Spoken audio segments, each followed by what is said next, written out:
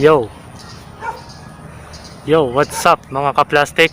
And this is me again, Big Sue, para sa special footage ng documentary ng aking video ng documentary video ng video live stream. Ating idodokumentary yung tungkol sa after ng nasalanta ng bagyong Ulysses, which is napuruhan ng Marikina.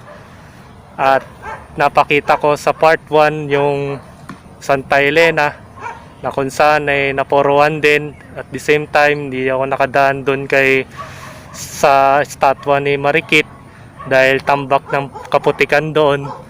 At ang nadaanan lang natin is yung Kalumpang at yung San Roque na kung saan tugon yung Marikina River doon. At na-documentary natin ang lahat-lahat ng mga nakikita ko sa paligid ko. At ngayon, kung makikita ninyo, yung side na yan yung lugar ng Provident Village na kung saan lubos na napuruan ito. At yun, kung makikita nyo, nabutas na po yung daan doon, na yung bakod na yon ay nagkokonekta sa lugar ng Provident Village. Nabutas na talaga siya, na kung dati ay puro halamanan dyan at malalaking kabakuran. Ngayon makikita mo na lang dyan is yan, puro ano na siya, puro putik na lang at mga nalanos na harang. Kaya itong part 2 na to ay ititignan na natin yung sitwasyon dito sa may bandang Provident Village from Kalumpang, yung continuation natin. Ito, cue intro mga ka-plastic.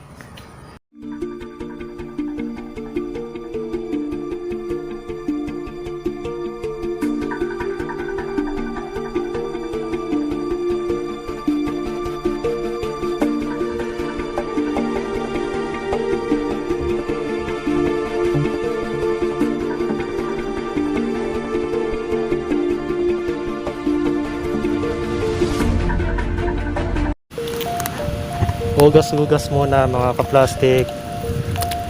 Yan, wala tayong mahanap na tubig.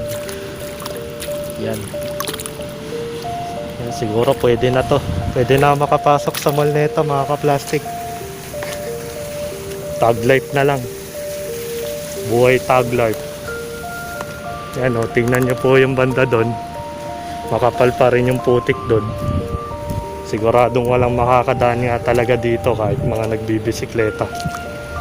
Kahit ako, mapaprostrate ako dito, naglakad ako dito, pero dino-commentary natin dahil para makita ninyo mga ka-plastic ang kasalukuyang sitwasyon.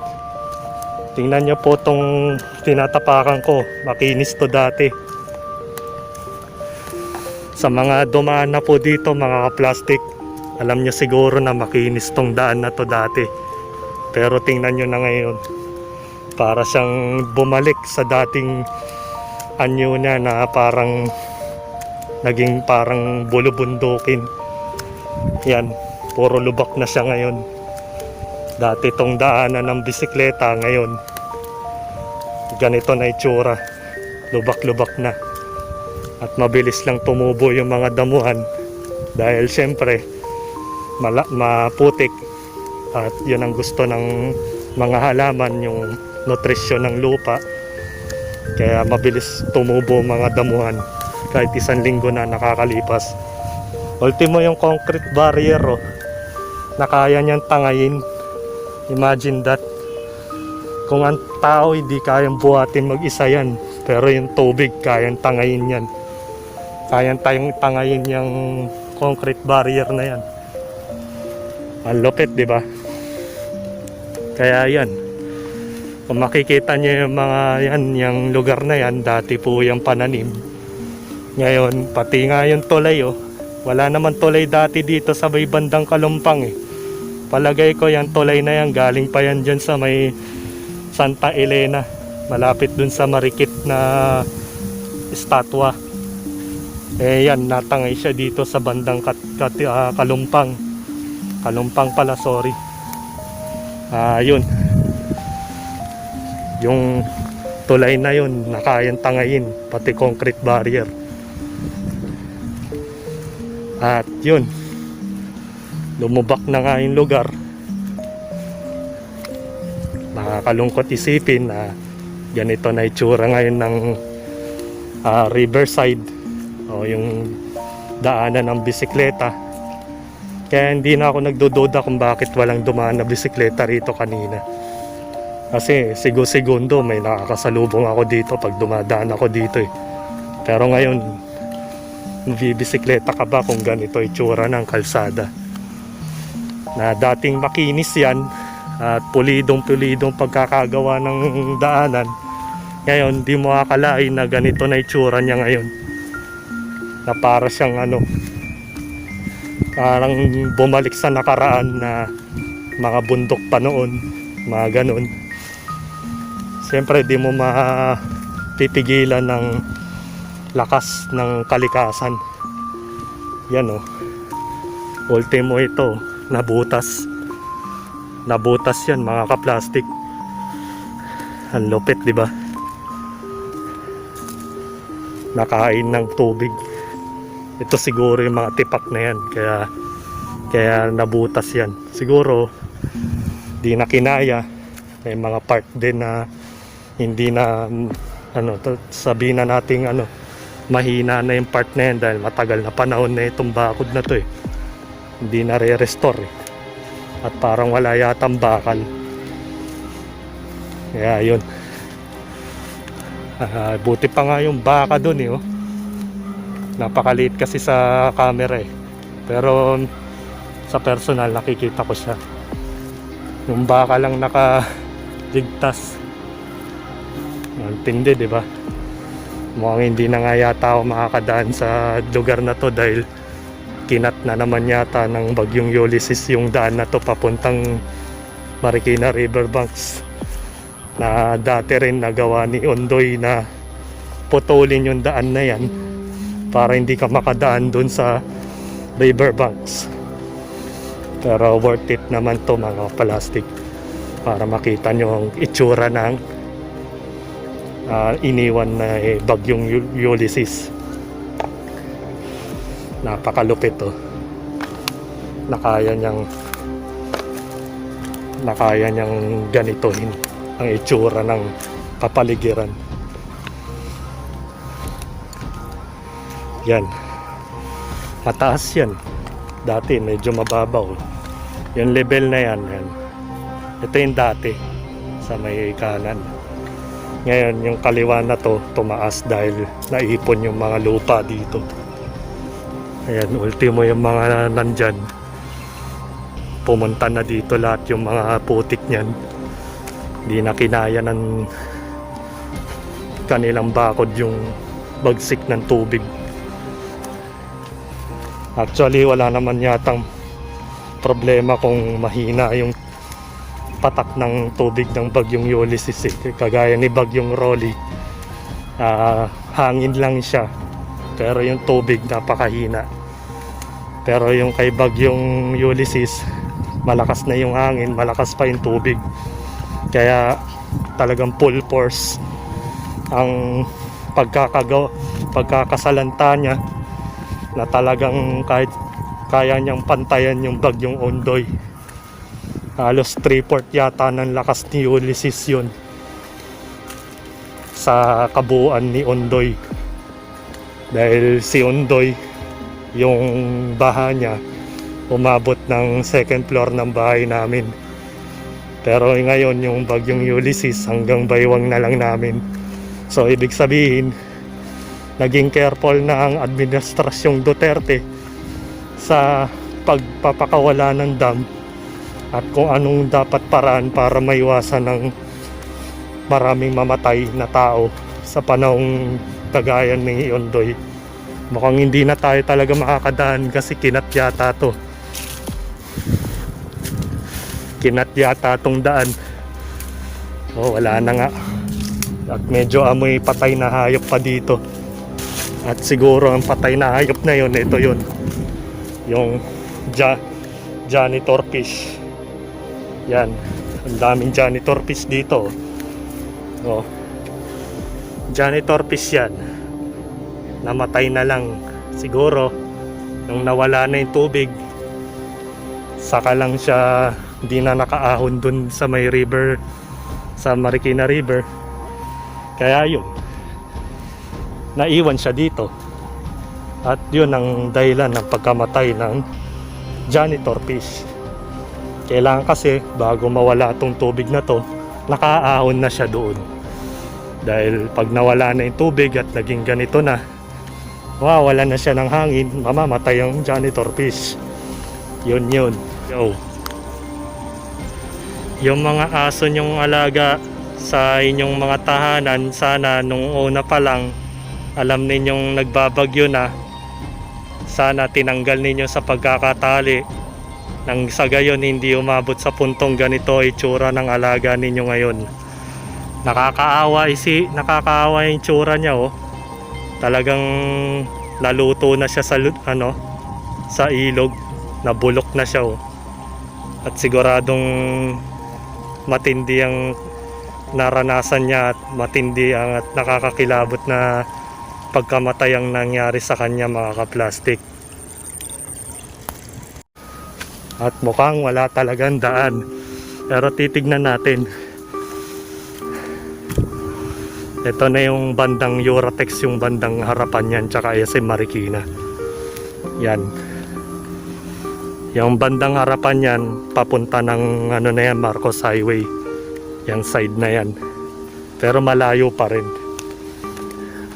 Siguro mga 5 kanto pa. Ganun. Pero yan. Sa ngayon, ito yun.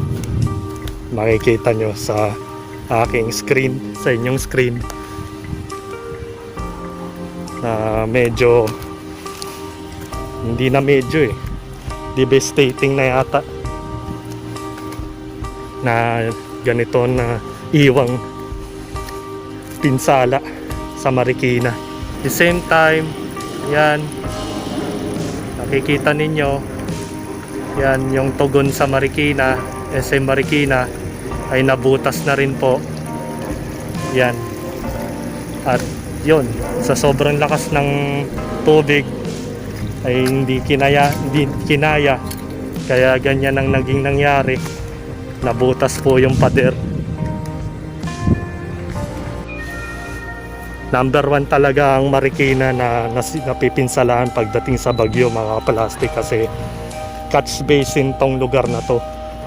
Napapaligiran tayo ng matataas na lugar gaya ng Quezon City at Antipolo. Kaya masiswerte yung dalawang lugar na yan, dahil yung dalawang lugar na yan ay hindi inaabot ng baha kahit ilang bagyo sila salantain. Kaya kung titira kayo, di naman sa pandidistract ko sa taga Marikina, kung titira kayo sa lugar, siguro piliin nyo na lugar kung saan mataas. Yun lang naman. Di naman sa pagiging racist sa Marikina.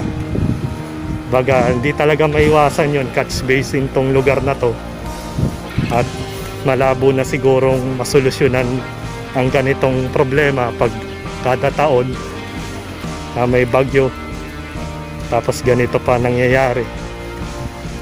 Siguro ang tanging pag-asa na lang is pagbabago na sa sarili ng tao, bawat sarili natin. Kung marunong tayo magtapon ng basura sa tamang lugar at hindi tayo pabara-bara at hindi natin hinaharang ang daanan ng tubig sa sapa at tinatayuan nyo pa ng bahay, eh hindi mangyayari ang lahat ng ito, mga kaplastik. Kaya yan ang tatandaan nyo. At sa mga local government dyan, sana pinaprioritize ninyo yung mga daanan ng mga kanal ninyo tsaka sapa, na sana laging inaalagaan ninyo at pinapalaki ninyo yung daluyan nun. Kasi once na umulan, nalalagyan na ng putik yon, at pag nalagyan na ng putik yon, nagbabara na at nagkokos ito ng baha. Kaya yun, Yun lang naman yung aking munting kaalaman, at hindi ko to sinasabi dahil nagmamarunong ako. Baga, suggestion ko lang ito, pwede nyo naman hindi sundin. At sana sa mga taong barubal, magtapon ng basura at nagtatayo ng mga tahanan sa tabi ng sapa, at sa lahat ng bagay na nakakahambalang kayo sa daanan ng tubig, sana iwasan nyo na yun, tigilan nyo na. At nandito na tayo sa Marikina Riverbank. Medyo alanganin dahil yung pa ako puting-puti na sa putik. Nakakapagod, pero ganun talaga. Kailangan nating i-documentary ang mga bagay-bagay para malaman ninyo na ganito pala ang nangyari sa River Park at Marikina River. Talagang nakat na yung lugar. Ang laki na pinsala, oh. Dati may bakod dyan na lublak, kaya tingnan mo, para siyang pinasabog ng bomba, diba? Ang laki ng nasira. Ang lakas ng bagyong Ulysses, no? Pinag-combine na hangin at tubig, kaya ganyan ang naging resulta. Siguro matututo na tayong mga Pilipino na mag-ingat at alagaan natin ang kalikasan. Na sana kung ano yung mga bawal, huwag nyo nang gawin. At lalong lalo na magputol ng puno sa kagubatan para gawing negosyo o magmina ng kung ano-ano. At ito yung nagiging resulta ng pagiging maramot o swapang sa pera. Yan, iba ang nagsasakripisyo sa kasarapan ng iba. Kaya ayan, sana pag-isipan nyo kung magne-negosyo kayo ng garapalan, ay pag-isipan nyo muna kung ano magiging consequences ng ginawa ninyo. Hindi lang Marikina nagsakripisyo niyan, pati buong Metro Manila, buong Luzon, maging sa mga kabikulan, sa Kamsur at sa mga probinsya. Maisip nyo ba, maatim nyo ba na kayo ay umaasenso, tapos nakikita nyo na naghihirap ang mga tao at maraming namamatay at nawawalan ng tahanan dahil tinangay ng bagyo? Maatim nyo ba yun? Yan, oh. Ang lupit, diba? Imagine nyo, mga kaplastik, yung salasit nyo nakarating dito sa lugar na to. Siguro nung pinatangay ito ng may-ari ng salasit na to, ay eto, nakarating siya dito. Shoutout po sa nagpatangay ng daiban nila. Eto na siya ngayon, nandito na siya sa bandang riverbank, Marikina Riverside, at nakatungtong na po siya sa kabatuan, mga kaplastik. Baka kung gusto mo siyang itapon ng tama, ay huwag naman kayong barubal, mga kaplastik. Yan, nakarating siya dito ng buhay. Buong buo pa, oh. Kumpuni na lang ng konti, pwede nang gamitin. Ipa-upholstery na lang, pwede na siya maging maayos na daiban, Helen daiban. Yan. At mukhang may daan na naman. Oh, meron pa. Ultimo yung videoke nyo, oh. Tinapon nyo lang. Yan. Nakarating siya dito, pindutan na lang. Nawala na yung mikropono pati TV. Ay nako, mga kaplastik. Ganyan kabaroba lang ilan sa ating mga Pilipino. Oh, yung helmet, oh. Baka kailangan nyo. Wala na nga siyang shell. Styro na lang. Yan. Sa wakas, nakalampas na ako sa mabatong lugar na yon. At yung mabatong lugar na yon, yan yung siguro dahil dun yun sa lugar na mataas, na itangay ng bagyo, bumaba dito. Kaya yung mga debris na yan, bumagsak at siguro di na kinaya ng sementado, kaya ito naging resulta.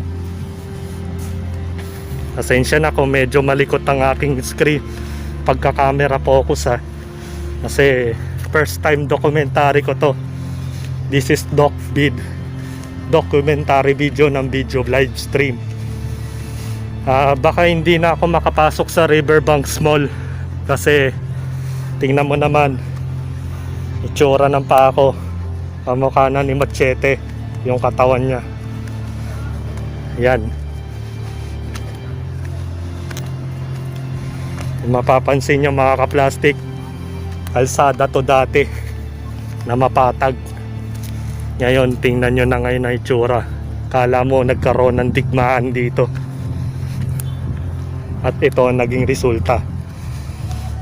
Tambak-tambak na bato at putik, at nagkaroon pa ng parang buhangin dun na kulay gray na pwede mong gamitin pang hollow block. Matibay yan. Sa mga gustong gumawa ng hollow block dyan, matibay yan kasi puro yung pagkakagawa ng kalikasan. Ba gusto nyong gawing hollow block yan o kaya pampatag ng ano nyo, ng dingding, yan, yung gray na yan, napakaganda yan. Sa mga may nagnanais dyan, para na rin kayo nakalibre sa pambili ng buhangin. At mukhang wala na ako madadaanan, nakat na dati ito daanan to, nakat na siya ngayon, kinain ng tubig. The same time mukhang wala na yatang tulay dun, di ako makakaikot-ikot pa ako sa tulay sa flyover ng Marcos Highway. Pero tingnan natin kung makakalusot tayo, para tayo nagma-mountain climbing. Pero may mga bakas ng paa, ibig sabihin may mga dumadaan pa rin. Yan, sa mga nakakapanood nito, sana isipin nyo rin, mapagtanto nyo sa sarili ninyo na masama ang pagtapon ng basura sa maling paraan, at lalo na magtanggal ng mga halaman at gawin nilang troso para sa kanilang negosyo. At marami pang iba, maging magtumira ka sa tabi ng sapa o ilog ay masama din yun, dahil nasisira yung daluyan ng tubig. Siyempre pag tumira ka na doon, ang nangyayari nagtatapon din kayo ng basura doon. Tinatamad na kayo maglagay ng basura sa, pag may dumating na basurero, tatapon nyo na lang sa likod ng baryo nyo kung saan nandun yung sapa. Kaya yun, nagiging resulta, eto na yun. Etong damuhan na to, akala mo sinuklay na may gel. Talagang yung pagkakaliad niya o pagkakahiga ng damo ay talagang straight na straight. Yan ang mga naging resulta ng kabarubalan ng ibang mga Pilipino. Hindi naman sa masama ang loob ko, wala akong sama ng loob. Lahat tayo damay dito, lahat tayo damay sa mga pagkakamali ng iba. Ako, nagtatapon ako ng basura sa tama, at kung ano yung mga proper way o mga proper na pagtapon ay sinusunod ko yon. Di naman sa pagmamalinis, kasi nadala na ako sa undoy. Gagawin ko pa ba yun? At maulit na naman ito, yung mga ganitong sitwasyon. Yan, hindi pa talaga nakaka-recover ang Marikina. Kaya ipagdasal na lang natin ng buong Pilipinas, dahil napakarami na talagang nangyari sa loob ng year 2020. Bukod sa na-pandemic tayo, buong mundo nagsasakripisyo sa sakit. Mga frontliner ay nagsasakripisyo din para may ayos tong sitwasyon natin. Sana naisip nyo yon, napasalamatan nyo yung mga frontliner. At hindi lang yon, mga kaliwat ka ng lindol, naranasan natin sa unang quarter ng taon. At sa sumunod na eksena is marami rin mga sikat na celebrity icon na namatay, mga vloggers at kung ano-ano pa, at mga paglalahad ng korupsyon sa Pilipinas. Ay talagang tanda na ito na napakalupit ng mundo na ito, at wala nang ibang iniisip ang ilan sa atin kundi ang gumawa ng kabulastugan para sa sarili nila. Yan, walang tulay, ibig sabihin doon tayo dadaan.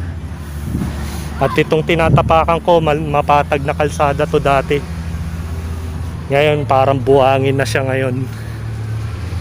Buhangin, pwede nyo itong gamitin pampatag ng kalsada, ng sahig ng bahay nyo. Napakaganda tong buhangin na to. Ang laki na nasira ng Marikina, no? Gastos na naman, pondo na naman, buwis na naman ng mga taong bayan ang gagamitin dito. Tayo rin ang gumagastos sa mga pagkakamali natin. Ganun talaga eh. Hanggat hindi nagbabago ang mga ilan sa ating mga Pilipino, ay hindi rin tayo mawawala o makakatakas sa ganitong trahedya. Yo, kamustahin natin yung kalabaw na ginawa ng music video ni Idol Glock 9. Nagbabago at kahit na anong bagyo, ika'y masusunod. After ng bagyong Ulysses, ito na siya ngayon mga kaplastik. Ayan, meron na siyang design ngayon. Passion na siya ngayon. Yan, passionista na ngayon yung kalabaw na to. At meron na siyang design bawat isa. Yan, kung mapapansin nyo, mahihain tong isa. At nagtakip pa siya ng mata niya. At talagang matibay itong mga kalabaw na to. Biruin mo ilang bagyo ang dumaan, pero ito pa rin sila ngayon, kompleto pa rin. At isang ito, yan, napakaganda ng kanyang design mga kaplastik. Parang may salakot siya o parang wedding gown. At ang sumunod nito is, ito na po yung sumunod. Meron na siyang karga-karga. Yan, meron na siyang karga-karga mga kaplastik.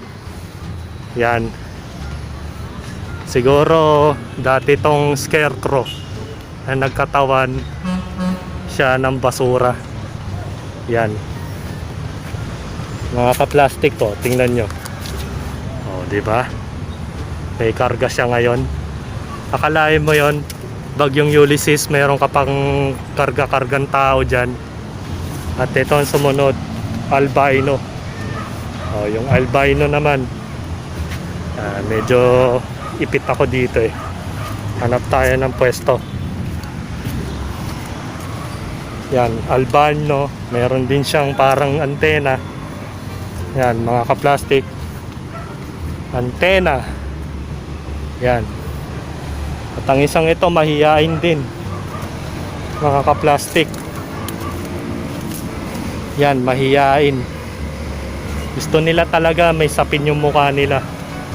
At ito, parang kilala ko to ah. Parang isang item to ng kumpanya namin. Oh, ito. Mas malupit to. Patagisan sila ng patakipan ng mukha. Yan. Matibay talaga tong mga kalabaw na to mga kaplastik. Kaya kung mag-aalaga kayo ng karabaw, etong mga alagaan ninyo, mga matitibay, talagang hindi tinatangay ng bagyo yan. Ngayon mo, hanggang ngayon nandito pa rin sila. Ito ang mabangis mga kaplastik. Tinubuan na siya ng uso sa sobrang dami ng basura oh. Oh, yan. At ang isa naman, one-sided. Ayan. At last, ang huli, yan, Talagang napakatibay talaga ng kalabaw na ito. At ito pa, may mga isang grupo pa dito, mga kaplastic, na kung saan nagtapis na sila ng puwet. Natapisan sila ng malaking kumot. Yan. Akalain mo para silang mga ano. Kung dati kalabaw sila, ngayon naging ano na sila. Parang ano na. May tangke na. Para naging tangke na sila, mga kaplastic. Tingnan nyo. Meron na siyang ano, titira na lang siya, bububububu, mga kaplastik. Yan. At the same time, may design din yung puno na yan. May balot siya sa ilalim. Yan. Advance Christmas na daw. Yan. Maging ang tulay ng ilalim ng Marikina, SM Marikina, ay inabot din. Talagang pumantay daw siya doon sa flyover ng Marcos Highway. Yan. Kasalukuyang nililinis ngayon ng Marikina. Official ng taga Marikina. Kaya yun. At mukhang hindi yata ako makakaakyat dahil sarado yata dito. Yan. Mayroon naman daanan, may dumadaan dito. Mga kaplastic, unfortunately hindi po ako makakapunta sa Riverbanks Mall dahil walang tulay na nagkokonekta papunta doon sa Riverbanks. At hindi na natin malalaman kung anong naging sitwasyon doon, pero ang alam ko, lanos na mga paninda dyan. At yung banda dito sa may furniture section ay kasalukuyang sinasarado at nagpo-pull out na sila ng mga items na kung saan ay nabasa ng gusto ng bagyong Ulysses. Kaya siguro hanggang dito na lang po ang aking documentary video na kung saan ay marami na salanta at mostly ang taga Marikina ang talagang nabugbog o napuruhan sa mga oras na ito. 1 week after ng bagyong Ulysses yan. At sana may mga natutunan kayo at napanood tong buong tong video ko dahil it's para sa atin lahat to maging aral to sa lahat ng mga tao na napakabarubal umano ng mga basura nila. At the same time, yung mga negosyante dyan, sana tigilan nyo na yung pagtotroso dahil in the end of the day, ang nangyayari, ito, nagiging resulta na dati napakaganda at pinaganda to ng mayor ng Marikina. Ngayon, balik na naman uli sa zero at ito na yung tsura niya, napakabarubal na. At yung mga magbubuti ngayon sa mga buwan na ito, napaka buenas na nila dahil kotang-kota sila dahil lahat yung mga gamit dito ay natangay ng bagyong Ulysses. Sila ngayon ang number 1 na kumukota dito sa buong Metro Manila. Siguro hindi na sila magkamayaw na maghakot ng mga kalakal at inuuna na nila ang mga subdivision. At yan, makikita nyo yung Riverbanks Mall na yan, sarado ngayon yan. Ikaw ba naman na magtinda ka na basang-basa yung mga item mo, puro putik. Yan. At yung maging dampa na yon na madalas pasyalan ng mga tao, yan, siguradong nadapa siya o siguradong nasira. At matagal to makaka-recover, siguro mga aabutin nito ng more or less 3 months o 5 buwan. Yan, 5 buwan bago makaka-recover yung mga yan. Parang kagaya lang din ng bagyong Ondoy. Sana pagdasal natin ang mga sambayan ng Pilipino o maging sa buong mundo na sana magbago na mga ilan sa atin na wag na magtapon ng mga basura dahil tayo rin ang nasisira, tayo rin lahat ang nagsasakripisyo. Kaya hanggang dito na lang, pasensya na, yung Riverbanks Mall hindi ko madadaanan At sigurado naman yung Riverbanks Mall ay sarado. Kaya hindi ko rin siya mapapasok. Hanggang dito na lang po mga kaplastik. Mga kaplastik, kung nagustuhan nyo ang aking video, isubscribe nyo lang ang aking channel. At the same time, i-hit nyo rin ang notification bell at yung all para ma-notify kayo sa aking susunod ko pang video sa aking YouTube channel. Maraming salamat po mga kaplastik.